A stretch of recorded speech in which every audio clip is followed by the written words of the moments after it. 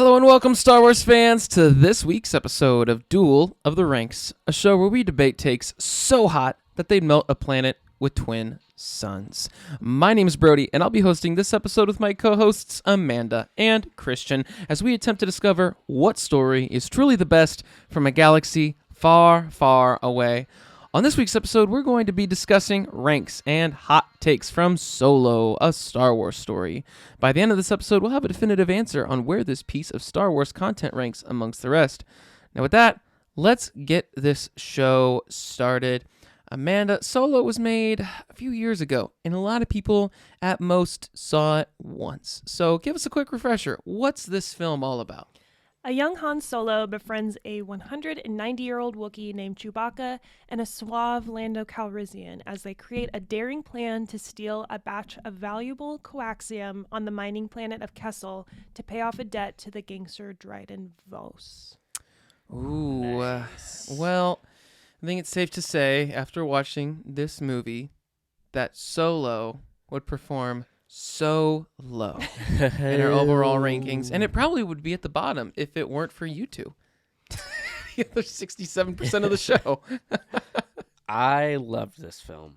There are parts of it that, yes, I get. People be like, why the heck do we need this film? We didn't really need it. Mm-hmm. But with the way a character such as Han Solo was handled, I think it was originally slated for a trilogy. There were some creative differences. I guess I didn't realize that. Like Yeah. a whole Solo trilogy. I believe so, yeah. It was Wow. slated for a trilogy. And then there were some production issues or creative differences slashed. And then they're like, all right, let's just, You kind of see that, though. let's like Introducing condense. Maul. and- Yeah, let's condense this into one movie. And so it was I was like, well, did we even really need 3 movies on Solo? Yeah, I no. mean, you just Just killed because you off- can Yeah. doesn't mean you need to. Yeah, it's like you just killed off Solo in Force Awakens. So why are we doing Solo? Yeah. Mhm. But from like an expanded universe perspective, or like someone who's like, I've read the Han Solo trilogy books by A.C. Crispin. They're fun and awesome. And it was cool to see that this movie brought in some of those things. Like, it didn't hinge upon big storylines or plots, but it brought in things like he speaks Wookiee, like that Lady Proxima, awesome, ugly character is kind of like a Garrus Shrike, where it's like taking advantage of children on Corellia and like using this, crime on the streets backstory. That's a cool scene. So I really liked some things about it, and it is kind of like a feel good movie for me, like curling up in a Wookiee's lap. You know? I was bought into Kira as a character. Yeah. As well. Yeah. Good new character they Yep. introduced, for sure. Yeah. I really hope we get her in something in the future too. Yeah. I will say I struggled because I think Donald Glover is absolutely fantastic. And it's hard for me, having grown up watching Billy D. Williams portray Lando Calrissian, Yeah. and then you come in and you watch Donald Glover, who's so much so his own version. He can't be anything but him. And I get that. He's fantastic. And there's a lot of new stuff that's introduced.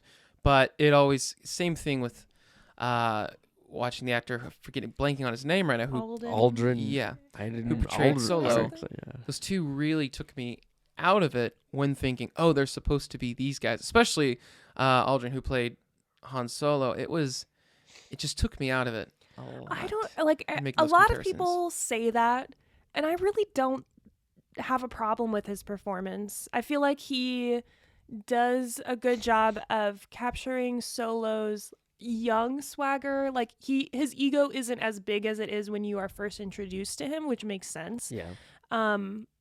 But it's not like an impersonation, and it Yeah. shouldn't be. Yeah. It was like, this isn't the full Han that Yeah. we've come to know. Yeah. We're going to see him grow into this, or maybe even be clunky Mhm. with that. But yeah, like their performances, I really enjoyed them. I wasn't thrown off or hung up by them. What'd you give this movie, Christian, from percentage-wise? I gave it a 92%. Whoa. Mainly because the is lore, like wrong with you? the immersive universe, like for the lore side of things, it does not like contradict anything within the Star Wars universe, Mhm. and it like pulls things intuitively from this huge galaxy that I think work well. Yeah. And it's like, if you can do that and not piss off people, that's amazing. Like, credit to I think Kazdan, one of the writers was Kazdan, who also wrote Empire. Mm. And like the music, I gave it a 4 out of 5. I enjoyed the music, or like when he Yeah. sees the Falcon for the first time, and like, I loved the love theme that was kind Yeah. of throughout. I'm glad that you said the lore, because I also agree that the immersive universe gets a 5 out of 5 for me, because this movie is almost exclusively a lore film. yeah, Like Yep. that's the service that it brings, is just sort of making this rich environment more alive yeah, and believable for this time period. definitely more fan service. Yes. But I liked it. I mean, I liked Yeah. that part of it. Yeah. I will say Woody Harrelson plays Woody Harrelson, Yeah. which He can be what he is. I And I love love Woody it. Yeah. Harrelson, but it's also not necessary. And then we got to bring up train heists. Trains again. Why? I just don't get why trains are needed in the Star Wars universe. Why? Because would you say why that? why Why would you need a trains? train when you have spaceships? For the space western effect. But like any difficult terrain can be outmaneuvered by a ship. So I'm just kind of at a loss for the necessary What did device that a trains train do is. to you? Like, what did you have like a scary experience with a train as a kid or something? You know, maybe Like, I just have repressed that memory too deep within me to know, but I just don't get the need for it. I mean, it's, I guess, a cool scene, and the stakes are high, you know, you lose a main character and an emotional connection to another main character in this scene, but it just, the plot device doesn't make sense to me. All right. No trains in Star Wars. I No don't think trains trains in should be Star Wars, people. I'm not even gonna debate that because that's cool. Maybe that's my early hot take, is there I'm- shouldn't be trains in Star Wars. Oh, she said it, folks. Yeah. All right. That's fine too. I kind of justify it as Star Wars is set in a time a long time ago in a galaxy far, far away. Mhm. And like trains, I look more into the past as to the future. Mhm. And it's like, especially if they're hauling something like coaxium. Yeah. I don't know. It's like trains are haulers, you know? Maybe Yeah. they're less, they have less of a target on them because they're not like, you know, driving through space. So it's Maybe. easier to, I do Did like. you enjoy the show Thomas the Train as a kid? no, What about- I wasn't really into, What about the little engine that could? no, Hmm. no. That's- just a bit that's all like- I got. was- That's the only I was train born shows I with got. an anti-train bias. Hmm. No You know what I mean? trains. No trains. So you No. would never work for Union Derailed. Pacific Railroad. No, never. Hmm. Derailed. I do like the creative design of this train though. It's not like on the ground. It's That's true. around the cliff, the mountain, and I liked the action that we did get with this We're one. spending a lot of podcast time on this train. Isn't this though? I mean, let's talk about this movie. Even though it was pretty safe in terms of what it put on screen, like it wasn't controversial or anything polarizing, but the whole idea of this movie, that we get it, it was like, why are you signing yourself up for this, Disney? Like, it's a Yeah. huge character. It's the first Nobody film without a lightsaber, I believe. Nobody asked Oh. for it. The way it was promoted, Right. and I mean, it shows, and how the money spent as far as like just ticket sales go. Nobody wanted it. Nobody cared. It was also the first time that we've seen these beloved characters recast. Yeah, and Which it's is a coming right big off of, I undertaking. believe, The Last Jedi, which was right. Am I Yeah, correct yep. in that timeline wise? Yeah, between that and The Rise of Skywalker. So a lot of fans were a little, I don't want to say burnt out, but a You lot of could what say Disney was bitter. doing, a lot of what Disney was doing at the time was being called into question Yeah. and suspect at best. And so then to introduce, again, Solo, people are just saying, what are you doing, Disney? I do Yeah. think that is important to consider. Like, there was a lot of, I don't want to say drama, but there was stuff happening that changed this from becoming a trilogy to its own one anthology film. It should, yeah. And then after this one, they were like, yeah, we're not doing any more anthology films. It's like, what are you doing? Like, Rogue One was great. Yeah. I enjoyed Solo, but it was just And like... then they found the TV show format. Yeah. And I actually think, again, this is the kind of show that a TV show would have, or a movie where like, a show like this would have performed better. No, Christian, I had a listener reach out to me like a week or two ago and said, I'm glad you and Amanda are on the podcast. And I said, why? He's like, because Christian's that guy that just loves all things Star Wars and is just happy with it. And I was like, this person has not heard my opinion on the sequel trilogy. and I was just sitting there. I was like, that's not 100% true. But then I see a 92%. I mean, near our score for Empire Strikes Back. Yeah. And I see the blasphemy that you're just uttering. Is it a good film? I think it's fun. All right, I think it's fun. Yeah. But at the end of the day, it is utterly unnecessary. But where is it cringe? Or like, where is it bad? Oh, I can list a few things. Where is it there. bad? I don't know. That's a good question because I haven't figured out that point necessarily. But when I turn it on to watch it, I just kind of tune out. Oh yeah, I'm just you tune like, out. meh. Oh, that Solo's Han's performance. It feels comical at best. He's a funny guy. It feels I like think the he nails Marvel. It feels like the Marvel version of a Star Wars movie. There's a lot of one-liners. It's pretty funny. They're not high stakes. It's kind of like if you could replace this actor with Paul Rudd as Ant-Man, and it'd be kind of the I don't same. think that would work. I'm just saying, there's not really a whole lot to this movie, and that's how a lot of the Marvel movies feel for me going in. I'm now expecting a slew of Marvel fans to just throw hate my way, but that's how I feel. A lot of it feels very like a very safe blueprint. Not all of them. I mean, there's a lot of great Marvel movies out there, but I don't know. It's just there's not a lot of really, you don't connect with. I mean, I feel like you connect with Kira at most. The rest of the characters, they're just kind of playing a role to kind of get you to the next scene. I did like the reveal at the end where you see, I can't remember what the tribe's name was, when they like uncover themselves. Crimson Dawn. Is it the? No. Enfys Nest in the. Yes. Yeah, like the Mhm. hidden rebels, Yeah. basically, and being led by like this young woman. And that was really cool. That was a cool way to twist that ending. Yep. Yeah. But still, for me, I gave it a 54%. It's Well, where was the lowest category then for this? For you and for the group? for me, it was actually the music. Well, yeah, the music. You gave the immersive universe a terrible score, man. Yeah. Oh, I absolutely What did. the heck? I've Oh got my a whole God. reason for that. I too. just realized we haven't even spoken of L3. Oh, we gotta talk about L3. Maybe one of the best droids in the entire Star Wars universe, voiced by none other than my girl crush, Phoebe Waller-Bridge, who is fantastic. Such a great snarky droid. All about liberating the droids and giving them free will. And They should have stopped with K2SO. They I- already no, had L3 is a a great wisecracking droid. They just need keep to going stop. down that road. Oh, so now you want more just boring droids? You want no more droids.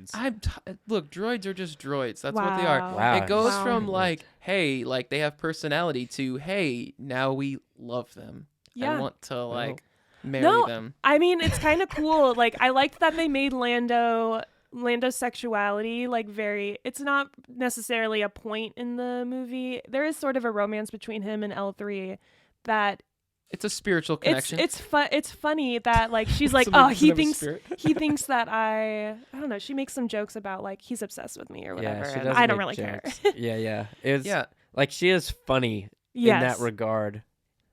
It is weird to like like just like hinting or playing off at like a relationship between the two. I'm not okay with that. But if there was like one part of the film, but yeah, L3 and like how they incorporated her into the Falcon. Like, yeah. that was also cool, and it works within the galaxy of Star Wars. And so Yeah. We just had to talk about L3. Yeah. You know. And yeah, we had to talk about L3. Well, we did. That was that. So Amanda, I thought you actually praised this movie as well, but I gave it a 54%. You gave it a 60%. Yeah, it's So- kind of middle of the road for me. Like I said, it's not something I just can put back on and rewatch. But I did really what shines for me is some of the performances, especially as we talked about Kira. Emilia Clarke plays a really good role in that. Like, you can tell that she loves Han, and that she holds on to that past with him, but she had to make those cutthroat decisions to survive, and that is really intriguing to me.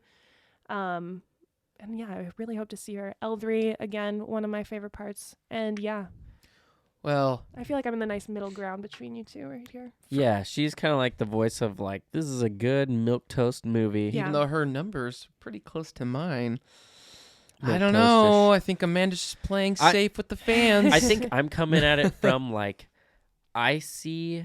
you like, are when this you- movie the way Lando is with L3. Just an affinity. An No. affinity. Don't you dare. I mean, But like when you say like we're gonna do a solo film, I immediately think of all the rules you could break with Star Wars, and like I'm just like, what are you doing signing yourself up for this? Then I watch the film and I'm like, wow, it was like walking on eggshells or like getting from point A to point B without stepping on anyone's toes. And I was like, if you can do that, writing it and technical aspects and music and all that, then you can do that well enough. yeah, to it's piss such off a people. It was like, wow, non-offensive like, movie. It didn't take any chances. It just kind of was. As far as immersive universe, I didn't give it a great score because what this movie tried to do is say, hey, remember like every like joke or inside joke or thing that a reference Han Solo made in the original trilogy, like the running the Kessel Run on like under, was it 14 parsecs or something? under 12 parsecs, excuse My me. Goodness. My point is this: there's all sorts of things like that, and then stuff with Lando talking about, oh, it's my ship, and you got a lot of nerve coming here after what you pulled. After what you all, pulled. all of these things, they're like, let's just dump all of that into one movie, because really Han Solo's life existed over the span of like 2 weeks, I guess. Yeah. And that's it. That's now you're up to date on all things Han Solo, and it's like, I don't know. For me, it didn't really feel like they ventured out much at all. I mean, there's some interesting stuff. I was really interested in Crimson Dawn. Would have loved to see more a show or movie about that, and Han Solo be a complementing character in the whole thing. I did really enjoy watching him enlist in the Imperial whatever ground forces he was in. That was a really cool you get scene. war in Yeah. trenches. It was cool to see that. I loved the guy goes up on the hill, come on, Yeah. just like Kiade Mundi, boom, Yeah. done. And it was, it was cool to see his personality. Like, oh, this is how he would be if he were, in the Imperial Army. So there were some fun things, but overall, it felt very scrunched together. A lot of stuff that I'm like, okay, this was clearly. I mean, don't get me wrong. Every movie at Disney is made solely to make money. Yeah. But could you try a little? That's all I'm asking. Could you really do more to develop the story? And before you even make it, ask yourself, should it be made? Mm-hmm. That's my point. So with that said, the overall ranking of this movie, we gave it, Amanda, what is that? What does it look like here? 68.67. Well, I've done my job. Pretty middle of the road. We anchored Christian down, and That's it fine. kills me that it's above Phantom Menace. Doesn't But bother me at all. I know that. You gave that a 44%. Okay, well, But I'm glad that we were able to have a great discussion about it, where Christian has it ranked so much higher and you have it so much lower, so we get to see the spectrum of feelings of about this opinions movie. on Yeah. this movie. Well, with that, and I will say, I mean, I do have it above a 50%. So for me, I still like it. I still enjoy it. I like all pieces of Star Wars content. I just So don't one's love gonna be this. the least favorite. one of them's got to be the lowest. towards the bottom. This one is definitely towards our bottom of the movies. Not for you. Yeah, our collective. Yeah. You also gave Attack of the Clones an 88%. So I'm questioning That you one's a as work of critic art. right now. Oh my. A work of We are moving the on Citizen to the Kane. hot take section before Christian can continue. Darth Vader, please interrupt him. Don't be too proud of this podcast you've constructed. The ability to rank content is insignificant next to the power of an exceptional hot take. It's hot takes time, and surprisingly, look who's got a hot take for this movie, Christian. I do. Before people freak out, let me explain. But I'm claiming, I'm not the only one, I don't think. Droids should not have the same rights as humans. And it's funny that this movie uses L3 to like spearhead this movement, and it's interesting. It's funny that they like chose this or to pursue it, but my reasoning for it is droids are machines, they're objects, and they're not humans or like have that innate soul to them. And so I think we should figure out how to treat all people equally before we even start thinking about objects and machines and giving them the same rights or whatever that means with that. But I know that can be highly contentious because they're all tied with these personalities and whatnot. Like, that's not to say I don't love droids, and I get. They just don't deserve rights. Not in the sense of humans, I don't think. But it doesn't mean we have to treat droids like crap, you know? Yeah. I'm with you. I think there are a whole lot of things. It's like when you say droids should have equal rights, it's like, do you really understand everything that you are asking about these droids? But I don't know. Let me know. What do you guys think? They should be able to vote. They should be able to start wars. They should be able to So start you love the families. Terminator. Start wars is what I heard. Okay. Wow. L3 is just such a great character, and it is fun to see that explored in this movie. I get what you're saying. I like to play this morality ground, especially when, like, I loved watching Westworld when it came out. I didn't really watch the later seasons, but it starts to beg that question, like, if this droid is sentient, what defines, like, what is a human? Yeah. And that's cool that we can bring that into Star Wars, because Star Wars is sci-fi, and sci-fi explores that question a lot. It just takes the nugget of Star Wars as being like a way to rebel against a system that's taking power of you, and of course the droids are under control of people that they work for. So I like it. I'm pro droid rights. She's pro droid. So she's gonna downvote you. Anti-train, pro droid. Hashtag humanity first. She's gonna downvote you, and Christian, I'm gonna upvote that. Oh. All right. They were made by man. As far as we know, they aren't truly sentient beings right now that can feel. And, you know, like I said, that could change. But as it stands right now, folks like C-3PO and R2-D2 live to serve. So I'm sure we'll come back to this. Couldn't you say huge that issue. artificial intelligence is like, we all have artificial intelligence because, like, we learn on the fly and adapt to our environment? So if there's a Wouldn't say it's God, artificial. I guess let's go into theology. If we're saying there's a God, are we just droids in that exactly. case? Exactly. We're all just like one No, simulation below. we All are right, made Christian, in his so we- image. All right, yeah. So that's interesting. So This We're Christian, all where's just This is God's getting really big. Sims game. so is Anakin his own version of What? by making C-3PO in no? Oh. I agree with Christian. What's Before I blaspheme too much on this show, I'm gonna go ahead and agree with Christian. I don't think they need a whole lot of rights as it stands right now. Our So, listeners should just let us know. It's a Yeah. big debate. yeah, get our Roger. Well, with that said, let's go into the last segment of the show. Force Ghost Charlie, what time is it? this is the way to trivia time! It's trivia time, and Amanda has the question of the week. Yeah. So, what is Lando's full name? Ooh, No Lando multiple Calrissian. choice. That his full His first full name. first name. Lando's not his full first name. No, ma'am. It's a nickname. It's a nickname. It's short for something.